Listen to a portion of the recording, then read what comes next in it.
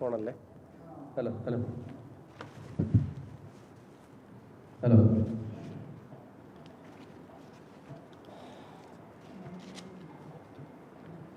എല്ലാവർക്കും നമസ്കാരം.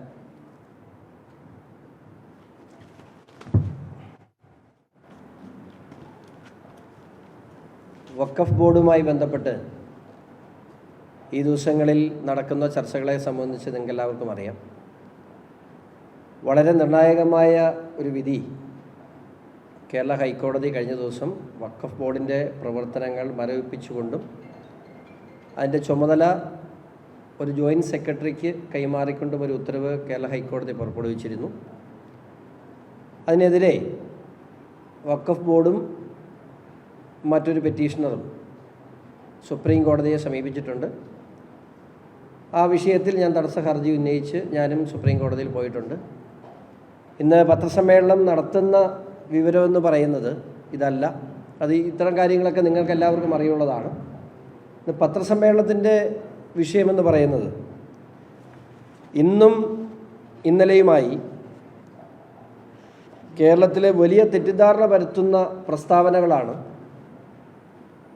മുൻ മുഖ്യമന്ത്രിയുടെയും പ്രതിപക്ഷ നേതാവുമായ ശ്രീ പിണറായി വിജയൻ്റെയും അതുപോലെ മുസ്ലിം ലീഗിൻ്റെയും ഭാഗത്തുനിന്ന് വന്നുകൊണ്ടിരിക്കുന്നത്. പിണറായി വിജയനും മുസ്ലിം ലീഗും ഈ വിഷയത്തിൽ പൊതുജനങ്ങളെ തെറ്റിദ്ധരിപ്പിക്കുന്ന രീതിയിൽ കള്ളം പറയുകയാണ്. പിണറായി വിജയൻ പറഞ്ഞത് അദ്ദേഹം കേന്ദ്ര നിയമത്തിന് വിരുദ്ധമായി തന്നെ 2 നോൺ മുസ്ലിം അംഗങ്ങളെ ഉൾപ്പെടുത്താതെ തന്നെ രൂപീകരിച്ചു എന്നുള്ളതാണ്. പച്ചക്കളാണ്. അദ്ദേഹത്തിന് ഈ 2 പേരെ ഉൾപ്പെടുത്താതെ അദ്ദേഹം നോട്ടിഫൈ ചെയ്ത ഗസറ്റാണ്. ഈ ഗസറ്റിൽ വളരെ കൃത്യമായിട്ട് 3-ാമത്തെ പേജിൽ, അതിൻ്റെ കോപ്പി നിങ്ങൾക്ക് തരാം. 3-ാമത്തെ പേജിൽ വളരെ കൃത്യമായി പറയുന്നു, the appointment of the remaining 2 members shall be made shortly. നിയമവകുപ്പിൻ്റെ ക്ലിയറൻസ് കിട്ടുന്നതിന് വേണ്ടി ഉടൻ തന്നെ ഈ 2 പേരെ നിയമിച്ചു കൊള്ളാമെന്ന് പിണറായി സർക്കാർ പുറത്തിറക്കിയ ഗസറ്റ് നോട്ടിഫിക്കേഷനാണിത്. അപ്പോൾ ഈ 2 പേരെ നിയമിച്ചോളാമെന്ന് തന്നെയല്ലേ പിണറായി പറഞ്ഞത്. ഇനി ഇപ്പോൾ മുസ്ലിം ലീഗ് ഇന്നലെ അതിനേക്കാൾ തെറ്റിദ്ധാരണാജനകമായ ഒരു പ്രസ്താവന നടത്തി. ഞങ്ങൾ കോടതിയിൽ സംസ്ഥാന സർക്കാർ കൊടുത്ത സത്യവാങ്മൂലത്തിൽ, സ്റ്റേറ്റ്മെൻറ്റിൽ ഞങ്ങൾ പറഞ്ഞത് ഇത് പരിശോധിക്കാമെന്നാണ്. കേന്ദ്ര നിയമത്തിനനുസരിച്ചല്ല ഇത് രൂപീകരിച്ചിട്ടുള്ളത്. ഇതിൻ്റെ നിയമസാധ്യതകൾ ഞങ്ങൾ പരിശോധിക്കാമെന്നാണ് സംസ്ഥാന സർക്കാർ പറഞ്ഞതെന്നാണ് മുസ്ലിം ലീഗിൻ്റെ ജനറൽ സെക്രട്ടറി PMA സലാം പറഞ്ഞത്.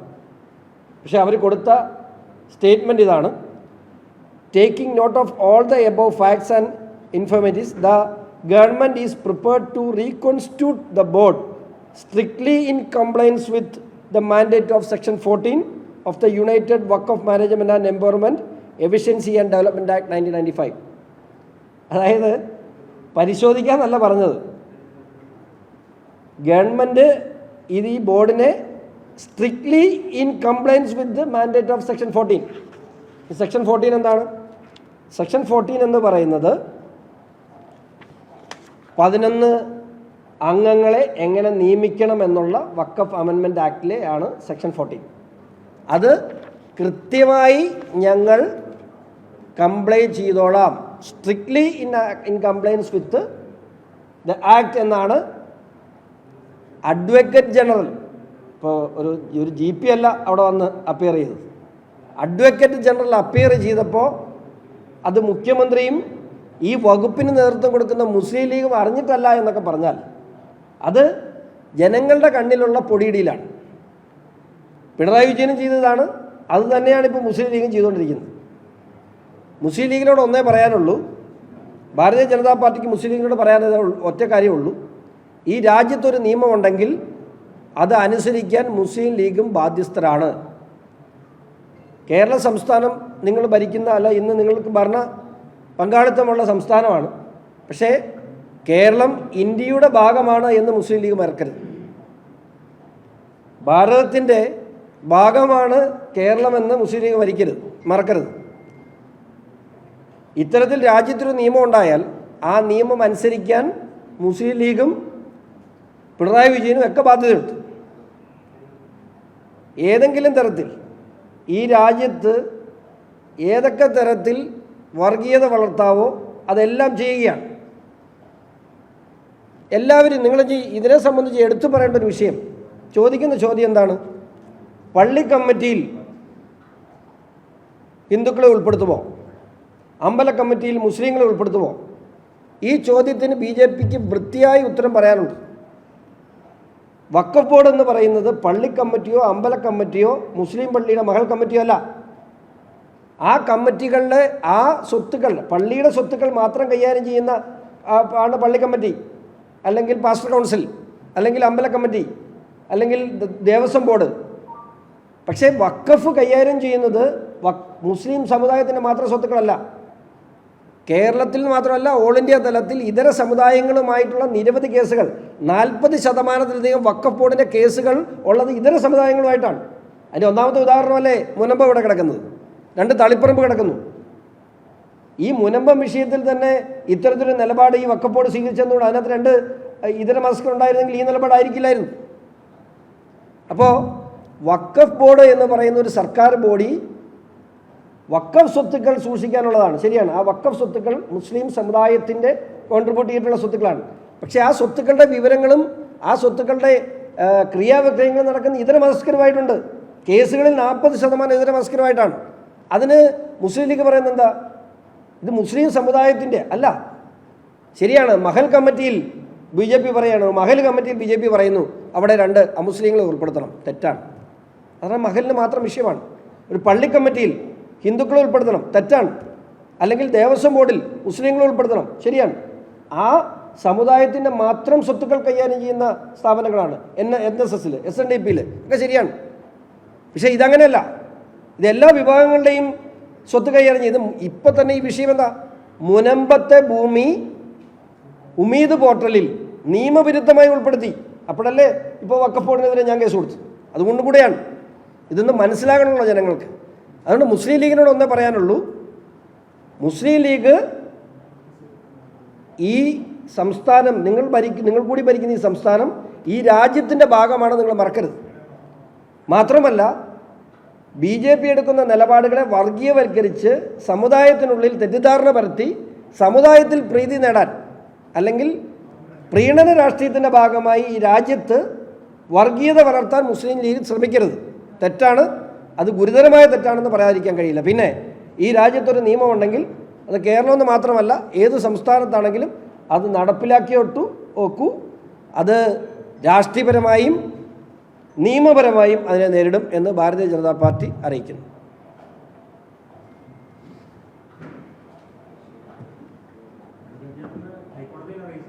പിന്നെ ഇത് സ്റ്റേറ്റ്മെൻ്റ് അല്ലേ, ഞാൻ കോപ്പി തരാം നിങ്ങൾക്ക്. അഡ്വക്കേറ്റ് ജനറൽ മുഖ്യമന്ത്രി അറിയാതെ മുഖ്യമന്ത്രിയുടെ അഭിപ്രായം ചോദിക്കും. മുഖ്യമന്ത്രിക്ക് ഇതിനകത്ത് എന്താ പറയാനുള്ളത്? ഇത് മുഖ്യമന്ത്രി അറിയാതെയാണോ അഡ്വക്കേറ്റ് ജനറൽ ഇങ്ങനെ ഒരു സ്റ്റേറ്റ്മെൻറ്റ്, അത് ഇത്രയും ഗൗരവമുള്ളൊരു വിഷയത്തിൽ ഈ സ്റ്റേറ്റ്മെൻറ്റ് കൊടുക്കുന്നു? ആ വകുപ്പ് മന്ത്രി എവിടെ? മുസ്ലിം ലീഗിൻ്റെ അല്ലേ വകുപ്പ് മന്ത്രിയുടെ അയാൾ അറിഞ്ഞിട്ടില്ലേ ഇത്? അപ്പോൾ ഇത് ജനങ്ങളുടെ മുമ്പിൽ പൊടിയിടുക, ഇതിനെ BJP എതിർക്കുന്നതായിട്ട് സമുദായത്തിനുള്ളിൽ പ്രതീതി വളർത്തുക, എന്നിട്ട് ഇവിടെ ഒരു യഥാർത്ഥത്തിൽ ഈ വർഗീയത കൊണ്ട് ജീവിക്കുന്നവരല്ലേ ഇവർ, എന്നിട്ട് BJPയെ വർഗീയ പാർട്ടി എന്ന് വിളിക്കും. ബോറ സമുദായത്തിന് വേണ്ടി, അതുപോലെ ഷിയ സമുദായം, ഇവരാരും ഇതിനകത്ത് ഉൾപ്പെടുത്തിയിട്ടില്ല. ബോറ സമുദായത്തിന് ഏറ്റവും അധികം സേവനങ്ങൾ ചെയ്തതാണ്. എന്തിന്? മുത്തലാഖ് നിരോധനം കൊണ്ടുവന്ന്, പ്രാകൃതമായ നിയമത്തിനെതിരെ നിയമം കൊണ്ടുവന്ന് ഈ ഇന്ത്യ മഹാരാജ്യത്തെ മുസ്ലിം സഹോദരികൾക്ക് വേണ്ടി ആ നിയമനിർമ്മാണം നടത്താൻ 60 കൊല്ലം ഇന്ത്യ ഭരിച്ച കോൺഗ്രസിന് കഴിഞ്ഞോ? BJPക്കല്ല ചെയ്യാൻ കഴിഞ്ഞത്. അപ്പോൾ BJP മുസ്ലിം വിരുദ്ധർ ഇത് സ്ഥാപിച്ച് വോട്ട് പിടിച്ചെടുക്കാനുള്ള നാണംകെട്ട ശ്രമമാണ് മുസ്ലിം ലീഗും CPM-ഉം നടത്തുന്നത്. കോൺഗ്രസ് അഭിപ്രായം പറഞ്ഞിട്ടില്ല, അതുകൊണ്ടാണ്. കോൺഗ്രസ് അഭിപ്രായം പറയാൻ ബാക്കി പറയാം.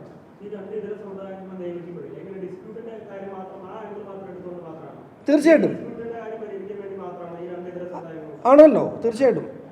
അതിനകത്ത് ഇപ്പം ഞാൻ പറയട്ടെ, മുനമ്പം ഭൂമിയിൽ ഒരു മുസ്ലിം സഹോദരൻ പോലും ഇല്ല. ക്രിസ്ത്യാനി മാത്രമല്ല, അവിടെ ഈഴവരുണ്ട്, ധീവരുണ്ട്, പട്ടികജാതിക്കാരുണ്ട്, 610 കുടുംബങ്ങളിൽ. അവരുടെ വിഷയം പറയാൻ ആരാ ഉള്ളത്? സമുദായം മാത്രമായിട്ടൊന്ന് ഒരു സൈഡിൽ നിന്നാൽ അവർക്ക് വേണ്ടി ശബ്ദിക്കാൻ ഒരാൾ വേണ്ടേ? മാത്രമല്ല ഇപ്പോൾ പള്ളി കമ്മിറ്റിയാണ്, പള്ളി കമ്മിറ്റിയിൽ പള്ളിയുടെ ഭക്തിപരമായ കാര്യങ്ങൾ നടത്തുന്നത്. ഇപ്പോൾ പാലാ അരമനയുടെ പാസ്റ്റർ കൗൺസിലിൽ ഇതര സമുദായക്കാരെ കയറ്റിയിരുത്തണമെന്ന് പറയാൻ പറ്റുമോ? ഇല്ല. അല്ലെങ്കിൽ ദേവസ്വം ബോർഡിൻ്റെ വസ്തുക്കളല്ലാതെ അയലോക്കത്തുള്ള മുഹമ്മദിൻ്റെയോ ഇപ്പുറത്തുള്ള ജോസഫിൻ്റെയോ ഭൂമി ദേവസ്വം ബോർഡ് കൈകാര്യം ചെയ്യുന്നുണ്ടോ? ഇല്ല. പക്ഷേ വഖഫ് ബോർഡ് മുൻപം ഭൂമി കൈകാര്യം ചെയ്യുന്നുണ്ട്, തളിപ്പറമ്പിലെ ഭൂമി കൈകാര്യം ചെയ്യുന്നുണ്ട്, ഇന്ത്യൻ പാർലമെൻറ്റ് ഇരിക്കുന്ന ഭൂമി വഖഫ് ബോർഡ് ക്ലെയിം വെച്ചിട്ടുണ്ട്. ഡൽഹി മാത്രം 164 സർക്കാർ ഭൂമികൾ വഖഫ് ബോർഡ് നോട്ടീസ് അയച്ചിട്ടുണ്ട്. അപ്പം വഖഫ് ബോർഡിനെയും ഒരു സമുദായത്തിൻ്റെ സ്ഥാപനങ്ങളെയും തമ്മിൽ കമ്പയർ ചെയ്യരുത്. ഇത് വർഗീയത വളർത്താൻ വേണ്ടി മുസ്ലിം സമുദായത്തിനിടയിൽ ആശയക്കുഴപ്പം സൃഷ്ടിച്ച് BJPക്കെതിരെ വർഗീയത വളർത്താൻ വേണ്ടി ഇവർ പ്രചരിപ്പിക്കുന്നതാണ്. ഇത് കേട്ടോണ്ടിരിക്കാൻ ഞങ്ങൾക്ക് കഴിയില്ല. അതുകൊണ്ട് തന്നെയാണ് നിയമപരമായി പോയത്.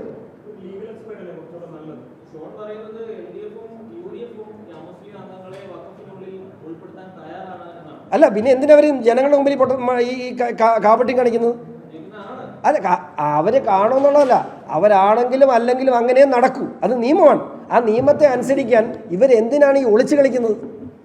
ഇവർക്ക് എപ്പോഴാണെങ്കിലും രാജ്യത്തൊരു നിയമമുണ്ട്, അതിന് വിരുദ്ധമായി എന്തെങ്കിലും നടക്കുമോ? കോടതിയുണ്ട് ഇവിടെ. എന്താ പറഞ്ഞു? അല്ല, തയ്യാറാണെങ്കിൽ ഞാൻ എൻ്റെ റിട്ട് വിഡ്രോ ചെയ്യാമെന്ന്. പിന്നെ എന്തിനാ അപ്പീൽ പോകുന്ന വഖഫ് ബോർഡ്? അല്ല, പറഞ്ഞു തയ്യാറാണെന്ന് പറയണം. ഇപ്പം പറഞ്ഞ അങ്ങനെയല്ലല്ലോ. മുസ്ലിം ലീഗിന് ഈ സർക്കാരിന് നേതൃത്വം കൊടുക്കുന്ന ഈ സർക്കാരിന് നേതൃത്വം കൊടുക്കുന്ന മുസ്ലിം ലീഗ് എന്താ പറഞ്ഞത്? ഞങ്ങൾ തയ്യാറല്ല, ഞങ്ങൾ പരിശോധിക്കുന്ന ഈ സ്റ്റേറ്റ്മെൻറ്റ് അംഗീകരിച്ചാൽ ഞാൻ ഓക്കെയാണ്. ഹൈക്കോടതി വിധി, സുഹൃത്തെ, ഹൈക്കോടതി വിധിയിൽ ഞാൻ സന്തുഷ്ടനാണ്. എന്നാ സംശയം?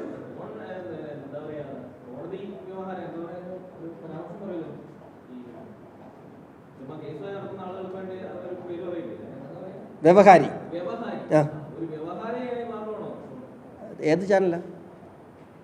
അല്ല, ഏത് ചാനലാ? വ്യവഹാരി എന്ന് വിളിച്ചുകൊണ്ട് ചോദിച്ചതാണ്. അല്ല, നിങ്ങൾക്ക് നോവുന്ന ഏതൊക്കെ വ്യവഹാരങ്ങൾ ഞാൻ നടത്തുന്നുണ്ടോ അറിയാമെന്ന് ചോദിച്ചതാണ്. ഏത് ചാനലാണ് പറയാം? അല്ല, ആ വ്യവഹാരി എന്നുള്ള വാക്ക് നിങ്ങൾക്ക് വേദനിക്കുന്നുണ്ടെങ്കിൽ ഞാൻ കൊടുത്ത വ്യവഹാരങ്ങൾ ഒന്ന് പിണറായി വിജയനെതിരാണ്, 1. 2 വഖഫിനെതിരാണ്. ഇത് 2 നിങ്ങളെ വേദനിപ്പിക്കുന്നുണ്ടെങ്കിൽ നിങ്ങൾ ഏത് ചാനലാണെന്ന് ചോദിച്ചാൽ അത്രേ ഉള്ളൂ. വേറെ ആർക്കെങ്കിലും വേദനിക്കുന്നുണ്ടോ? ഞാൻ കൊടുത്ത വ്യവഹാരങ്ങൾ എന്നെ കോടതി എപ്പോഴെങ്കിലും വ്യവഹാരി എന്ന് പറഞ്ഞിട്ടുണ്ടോ? ഇല്ല. സ്ഥിരം നിത്യ വ്യവഹാരി എന്നൊന്നും പറഞ്ഞിട്ടില്ലല്ലോ. ഞാൻ കൊടുത്ത കേസുകളൊക്കെ കൊള്ളണ്ടടുത്ത് വന്നിട്ടുണ്ട്. അതുകൊണ്ട് വേദനിക്കുന്നു, കുഴപ്പമില്ല. എന്നെ പറഞ്ഞോ, എന്നാ പ്രശ്നം? ആ ചോദ്യം പിന്നെ വ്യവഹാരി എന്ന് വിളിച്ചു നിങ്ങൾ? അല്ല, അതെ, ഞാൻ പറഞ്ഞപ്പോൾ എൻ്റെ അർത്ഥം മനസ്സിലായി. അടുത്ത വേറെ ചോദ്യം ഉണ്ടോ? പറ.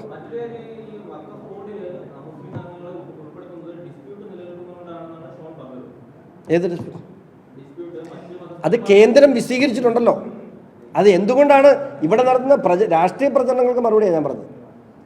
കേന്ദ്ര സർക്കാർ എന്തുകൊണ്ടാണ് നിയമം കൊണ്ടുവന്നു, അതിനകത്ത് ആളെ ഉൾക്കൊള്ളിച്ചു എന്നൊക്കെ ഉള്ളത് കേന്ദ്ര സർക്കാർ വിശദീകരിച്ചിട്ടുണ്ട്.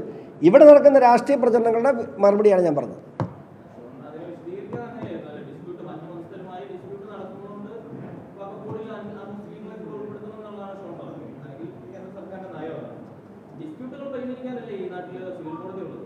ആ കോടതികൾക്ക് അധികാരമില്ലായിരുന്നു സുഹൃത്തെ. ഈ അമെൻമെന്റ് ആക്ട് വരുന്നോടം വരെ ആ കോടതികൾക്ക് അധികാരമില്ലായിരുന്നു. വഖഫ് ബോർഡ് മാത്രം തീരുമാനിച്ചാൽ മതിയായിരുന്നു സെക്ഷൻ 40 അനുസരിച്ച്. അന്ന് പഠിച്ചാൽ മതി.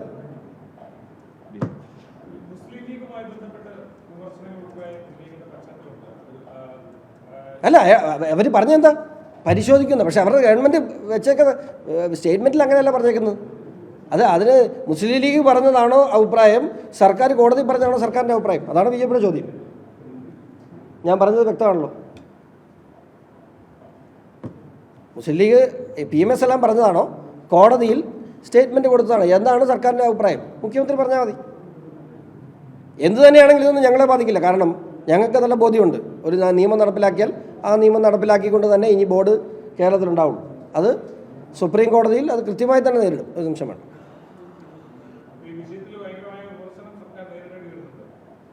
അല്ല, എല്ലാ കാലത്തും ഈ ഇരട്ടത്താപ്പും കബളിപ്പീരും ഈ പ്രീണന നയങ്ങളും ഒന്നും സ്ഥായിയായി നിലനിൽക്കില്ല. എന്നേലൊക്കെ അത് പൊളിഞ്ഞു വീഴും. പൊളിഞ്ഞു വീഴുന്ന ഒന്നാമത്തെ കാര്യമാണിത്. CPMൻ്റെ നിലപാടിനെ നിങ്ങൾക്ക് മനസ്സിലായല്ലോ. Will be appointed soon. ഈ പറഞ്ഞ ഇന്നലെ വലിയ ആദർശം പറഞ്ഞ പിണറായി വിജയൻ്റെ ഗസറ്റാണിത്. ആ ഗസറ്റിൽ the appointment of the remaining 2 members shall be made shortly. Intention വ്യക്തമാണല്ലോ, ഞങ്ങൾ ചെയ്യില്ല എന്നല്ല, സൂൺ. അപ്പോൾ പിണറായി വിജയൻ പറഞ്ഞത് കള്ളമല്ലേ? പിണറായി വിജയൻ എന്തിനാ ഇന്നലെ അത് പറഞ്ഞേ? അതും ഒരു പ്രീണനത്തിൻ്റെ ഭാഗമല്ലേ? ഇത് ഇവിടെയുള്ള മുസ്ലിം സമുദായം മനസ്സിലാക്കണം. ഈ രാജ്യത്തെ വിഘടിപ്പിക്കാൻ, ഈ രാജ്യത്ത് വർഗീയത വളർത്താൻ, ഇവരുടെ വോട്ട് കിട്ടാൻ വേണ്ടി BJP വിരുദ്ധത പ്രചരിപ്പിക്കുന്നു. ഇതും കൊണ്ട് ഞാനൊരു കാര്യം പറയാം. പൗരത്വ ഭേദഗതി നിയമം വന്നു. എന്താ ഇവിടെ നടന്ന പ്രചരണം? ഞാനുൾപ്പെടെ അതിൽ വിശ്വസിച്ച ഒരാളാണ്. എന്താ പ്രചരണം? ഇവിടെയുള്ള ന്യൂനപക്ഷങ്ങളെ രാജ്യത്തിൻ്റെ പുറത്താക്കാൻ വേണ്ടി BJP കൊണ്ടുവരുന്ന നിയമമാണ്. ഒരാളെ പുറത്താക്കി. ഇന്ത്യ മഹാരാജ്യത്ത് 17 കോടി മുസ്ലിം സഹോദരങ്ങളുണ്ട്. 17 കോടി. ഒരാളെ ഈ നിയമത്തിൻ്റെ പേർത്ത് ഇന്ത്യയിൽ നിന്ന് പുറത്താക്കിയോ? പറ. ഇവിടെ നടന്ന പ്രചരണം എങ്ങനെയാണ്? ഇവിടെ നടന്ന എത്രയിടത്ത് മോദിജിയുടെ കോല കത്തിച്ചു, എത്രയിടത്ത് പ്രക്ഷോഭങ്ങളുണ്ടായി, എത്രയിടത്ത് സംഘർഷങ്ങളുണ്ടായി. ഇതിനെയൊക്കെ മുസ്ലിം സമുദായം തിരിച്ചറിയുന്ന കാലഘട്ടത്തിലേക്ക് പോവുകയാണ്. അതേ നമുക്ക് പറയാനുള്ളൂ. ഈ രണ്ടുപേരുടെ ഇരട്ടത്താപ്പ് ഇതിലും വ്യക്തമായിട്ട് മനസ്സിലാക്കാനില്ല. പിണറായി വിജയൻ്റെയും മുസ്ലിം ലീഗിൻ്റെയും രണ്ടും മനസ്സിലായല്ലോ. ഈ മുഖ്യമന്ത്രിയുടെ അഭിപ്രായം നിങ്ങൾ ചോദിക്കും. പുള്ളിയും ഇതിനകത്ത് ഒളിച്ച് കളിക്കുക. എന്താ അഭിപ്രായം പറഞ്ഞാൽ? നിലപാട് വേണ്ടേ? നിലപാടുകളുടെ രാജകുമാരനല്ലേ?